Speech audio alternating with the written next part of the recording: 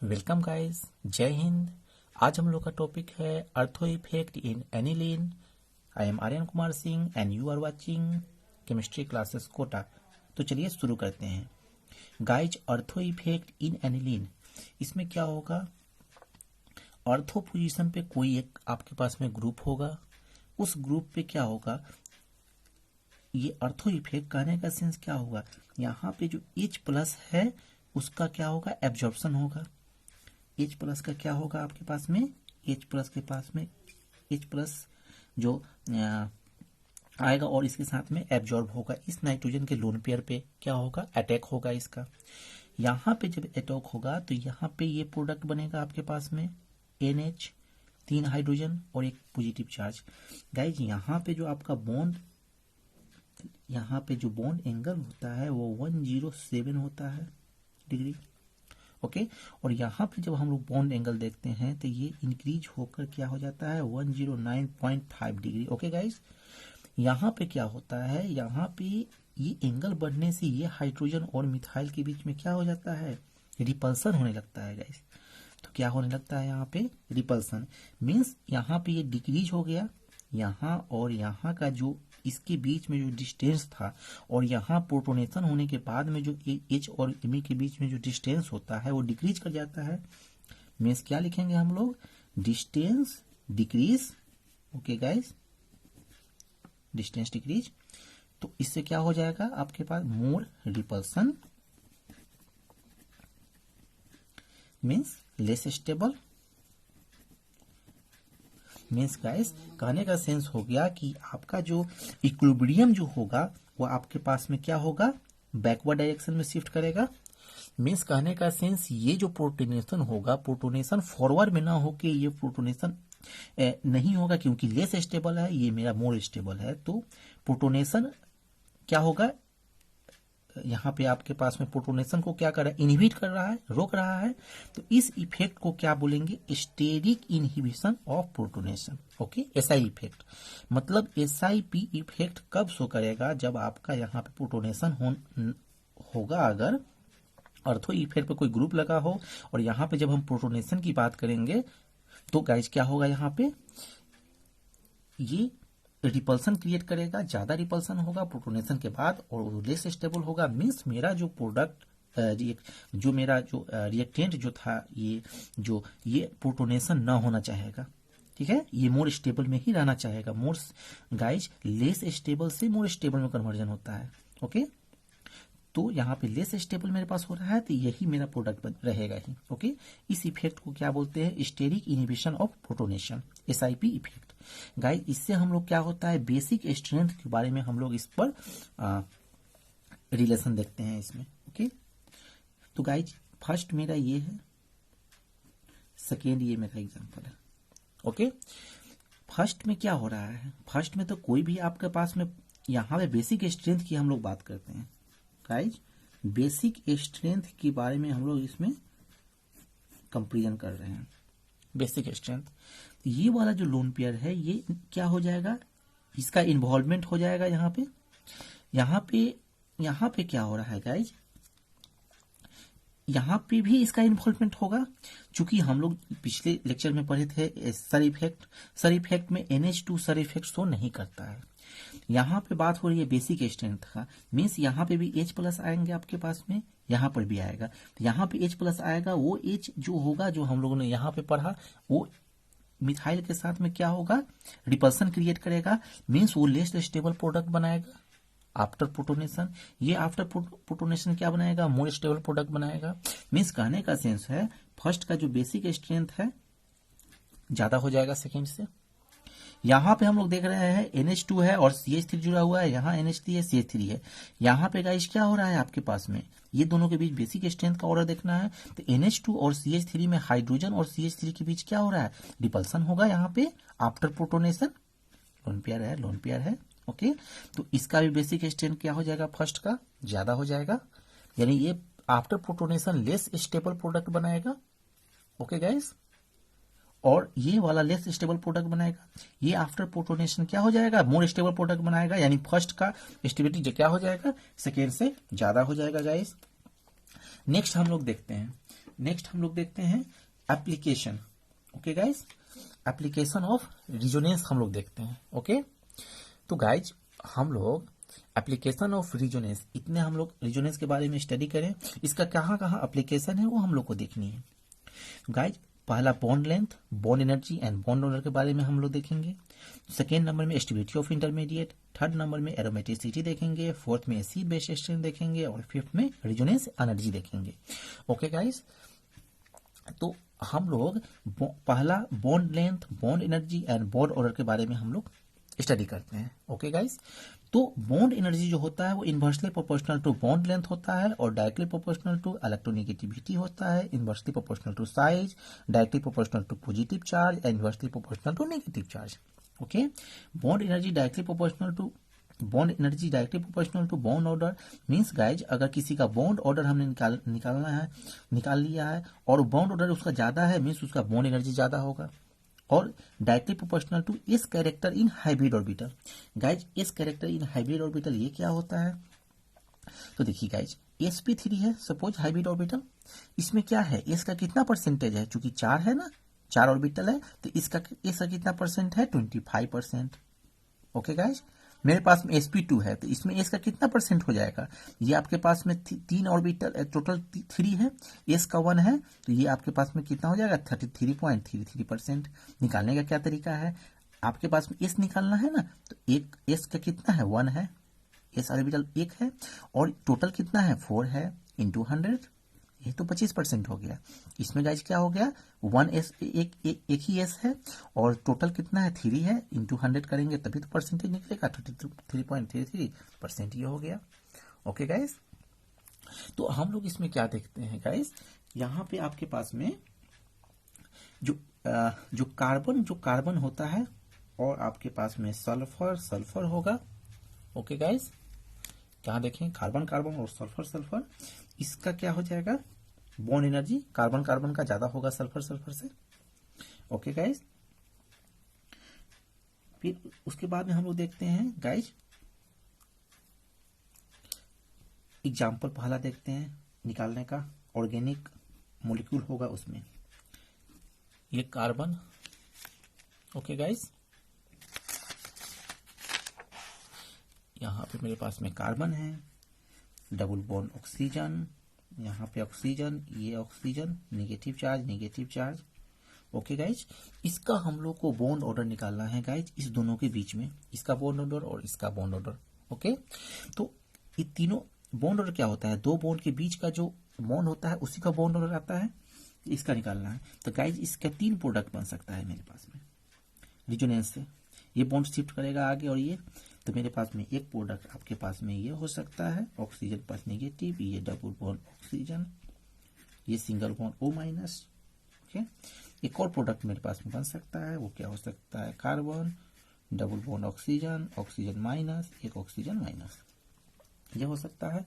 तो इसमें जो होता है बॉन्ड ऑर्डर निकालने का तरीका होता है, तो बॉन्ड ऑर्डर क्या हो जाएगा गाइस, इसमें बॉन्ड ऑर्डर हो जाएगा 1 + 1/3। Okay, equal to 4/3 means bond order क्या हो जाता है, फॉर्मूला अगर की बात करें तो बॉन्ड ऑर्डर जो हो जाएगा वो क्या हो जाएगा 1 + π/σ। ठीक है, ये जो पाई और सिग्मा हो गया अंडर रिजोनेंस एरिया, जितने एरिया में रिजोनेंस हो रहा है उसी का ऑर्डर, तो इसको लिख देंगे अंडर रिजोनेंस एरिया।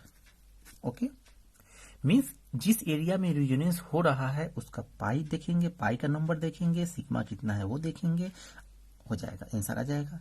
तो गाइज यहाँ पे क्या हो जाएगा 1 + पाई कितना है मेरे पास में, एक को कंसीडर कर रहे हैं, अगर किसी एक को कंसीडर किए तो पाई उसमें 1 है और 3 क्या है सिग्मा बॉन्ड है, तो 3 हो जाएगा, तो 4/3 क्या हो जाएगा आपके पास में, ये आपके पास में 4/3 आपका बॉन्ड ऑर्डर हो गया।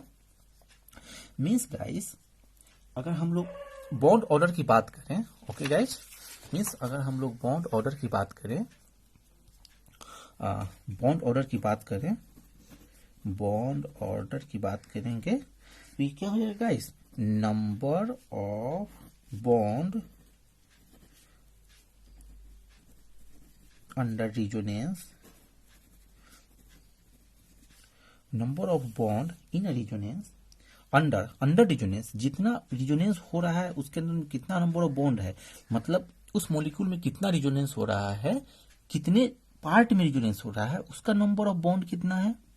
और मेरे पास में total number of canonical structure क्या हो जाएगा guys, total number of resonating structure या canonical structure, canonical structure. Okay, तो मेरे पास क्या गाइज हो जाएगा, number of bond under resonance. तो गाइज मेरे पास में क्या था, यहाँ पे देखिए आप कितने नंबर ऑफ बॉन्ड जिस पे रिजोनेंस हो रहा है। तो गाइज ये कितने हैं, 4 नंबर ऑफ बॉन्ड, ये दो बॉन्ड, ये सिंगल और ये सिंगल, इस सब में हो रहा है ना गाइज, तो ये 4 हो जाएगा मेरे पास में। और कैनोनिकल स्ट्रक्चर 1 2 3, तो मेरे पास में क्या हो जाएगा गाइज, क्या हो जाएगा 4/3, यही तो है। ओके गाइज, तो देखिए गाइज, ये जो मेरे पास में निकला ये वाला जो फॉर्मूला है, ये कहाँ पे आप लगाएंगे, तो वहां पे आप लगाएंगे जहां पे आपका इक्विवेलेंट रिजोनेटिंग स्ट्रक्चर होता हो। Okay, means equivalent resonating structure means सारे स्ट्रक्चर आपके पास में इक्विवेलेंट हो, सेम हो। ओके गाइज, तो ये फॉर्मूला कहाँ एप्लीकेबल है, वहीं एप्लीकेबल है जहां पे आपका इक्विवेलेंट रिजोनेटिंग स्ट्रक्चर आ रहा हो। इक्विवेलेंट रिजोनेटिंग स्ट्रक्चर और एग्जाम्पल हम लोग देखते हैं, ठीक है, एग्जाम्पल देखते हैं कहाँ पे ये एप्लीकेबल है। ओके गाइज, एक मेरे पास में CH2 है, double bond CH2 positive charge. Okay guys, तो यहाँ पे हम लोग इसका जब हम लोग कैनोनिकल स्ट्रक्चर ड्रॉ करेंगे गाइज, तो क्या हो जाएगा, ये बॉन्ड आगे शिफ्ट करेगा, means CH2 single bond CH double bond CH2। Okay guys, तो यहाँ पे क्या हो जाएगा आपके पास में, यहाँ प्लस चार्ज जनरेट हो जाएगा।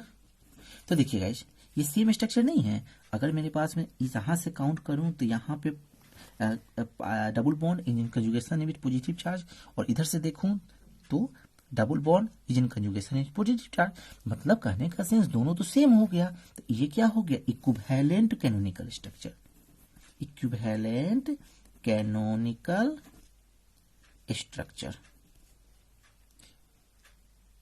Canonical structure. ओके, तो इस केस में वो वैलिड मेरा फॉर्मूला होगा, तो उसमें जो बॉन्ड ऑर्डर का हो जाएगा, क्या हो जाएगा गाइज, 1 प्लस क्या, pi upon sigma.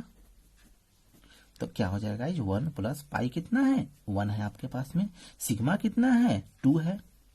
Okay guys, 2 है, तो ये क्या हो जाएगा, 1 plus 0.5 equal to 1.5। Okay guys, तो इस केस में एक अगर रिजोनेंस हाइब्रिड अगर हम लोग सपोज एक कंसीडर करते हैं, तो एक क्या हो जाएगा, CH2 CH2, तो गाइज क्या हो जाएगा, यहाँ पे प्लस डेल्टा हो जाएगा, इस कार्बन पे भी प्लस आया है तो प्लस डेल्टा यहाँ हो जाएगा, एक यहाँ पे पाई बॉन्ड करेक्टर है, यहाँ पर भी डॉट डॉट डॉट हो जाएगा, पाई बॉन्ड करेक्टर है। मींस ये जो बॉन्ड ऑर्डर इसका आया और इस बॉन्ड के बीच में आया, तो इसका भी क्या हो जाएगा 1.5, इसका हो जाएगा 1.5। ओके गाइज, नेक्स्ट हम लोग देखते हैं, एक आपके पास में एग्जांपल देखते हैं। तो इस टाइप का जो इक्विवेलेंट कैनोनिकल स्ट्रक्चर जो आपके पास में है, इस टाइप में ये बॉन्ड ऑर्डर निकलेगा। नेक्स्ट हम लोग देखते हैं non equivalent type. Okay guys, तो नॉन इक्विवेलेंट में आपका क्या हो जाएगा, यहाँ पे CH2 double bond CH single bond CH3। Okay guys, ये इसका हम रिजोनेटिंग स्ट्रक्चर ड्रॉ कर रहे हैं गाइज, यहाँ पे आपका प्लस चार्ज है, इसका हम लोग अगर रिजोनेटिंग स्ट्रक्चर ड्रॉ कर रहे हैं, ठीक है, तो मेरे पास में क्या हो जाएगा, CH2 CH double bond CH और CH3। ओके गाइज, तो इस केस में क्या हो जाएगा, यहाँ पे ये बॉन्ड आगे तरफ शिफ्ट कर जाएगा, तो यहाँ पॉजिटिव आ जाएगा, यहाँ पॉजिटिव आ जाएगा और यहाँ पे डबल बॉन्ड हो जाएगा। ओके गाइज, ये वाला बॉन्ड आगे शिफ्ट होने की वजह से यहाँ पॉजिटिव चार्ज और यह डबल बॉन्ड यहाँ पॉजिटिव चार्ज हो गया। ये गाइज देखिए, आप देखिए यहाँ पे सेकेंड नंबर पे पॉजिटिव चार्ज है, इधर से यहाँ पे CH3 में देखिए कहीं सेकेंड नंबर, यहाँ फर्स्ट में है, तो इसको बोलते हैं non equivalent. Okay, non equivalent resonating structure. तो ये गाइज क्या करेगा, इस टाइप के लिए हम लोग बॉन्ड ऑर्डर को फॉर्मूला जो है उस इस टाइप के लिए हम लोग जो यहाँ पे कैलकुलेट नहीं कर सकते हैं। ओके गाइज, ये नहीं हो सकता है। ओके, अब गाइज हम लोग क्या करते हैं, अब इस पर बहुत सारे जो एग्जाम्पल हैं, अब उस पर हम लोग क्या करेंगे, उस पर फोकस करेंगे और वो हम लोग को इम्पोर्टेंट है। ओके, एग्जामिनेशन में हम लोग को एग्जामिनेशन पॉइंट ऑफ व्यू से वहां से हम लोग को आ सकती है। ओके गाइज, इसमें बहुत सारा एग्जाम्पल पीडीएफ में दिया हुआ है डिस्क्रिप्शन लिंक में, वहां पे आप उसको, इसका कंप्लीट थ्योरी भी है, प्रिंटेड स्टडी मटेरियल है और आपका इस पर बेस्ड बहुत सारे क्वेश्चन है और आपको वहां पे करने हैं क्वेश्चन, और प्रॉब्लम होगी तो वहां पे आपको कमेंट सेक्शन में लिखने हैं, मैं इसका सोल्यूशन करूंगा। ओके, तो गाइज क्या है, अब हम लोग देखते हैं यहाँ पे। ओके गाइज, अगर हम लोग यहाँ पे बात करते हैं, अब नेक्स्ट हम लोग का आता है क्या, stability of intermediate. Okay, second number में हम लोग जो देखा था स्टेबिलिटी ऑफ इंटरमीडिएट के बारे में, सेकेंड नंबर में stability of intermediate, stability of intermediate के बारे में देखते हैं। ओके गाइस, तो यहाँ पर स्टेबिलिटी ऑफ इंटरमीडिएट जो होगा वो आपके पास में क्या क्या हो सकता है stability of intermediate. Okay guys, तो आपके पास में एक पहला एग्जांपल है CH3H, पहला एग्जांपल, दूसरा CH3, CH2 और H। ओके गाइस, तो हमको देखना है कि यहाँ पे जो A और B है, यहाँ पे A है, ये B है, तो किसका स्टेबिलिटी ज्यादा होगा गाइस। ओके, तो देखिए यहाँ पे आप अगर H+ अगर निकालते हो तो यहाँ पे क्या हो जाएगा, एक H+ यहाँ पे निकालते हो तो यहाँ पे निगेटिव चार्ज हो जाएगा। ओके गाइस, यहाँ पे आपका इथाइल हो जाएगा। ये जो कौन ज्यादा स्टेबल होगा, ओके, ये जो बॉन्ड है और ये बॉन्ड है, तो इस इंटरमीडिएट में स्टेबिलिटी किसका ज्यादा होगा। ओके गाइस, तो हम लोग क्या देखेंगे, इस दोनों के बीच में बॉन्ड एनर्जी कितना है। ओके, जिसका बॉन्ड एनर्जी ज्यादा होगा, okay guys, bond energy, bond order जिसका ज्यादा होगा उसका बॉन्ड एनर्जी ज्यादा होगा। ओके, तो उसका स्टेबिलिटी ज्यादा होगा। ओके, यहां पे एक ए जो है आपका और बी है। ओके गाइज, तो यहां पे क्या हो जाएगा बॉन्ड एनर्जी, बताइए गाइज।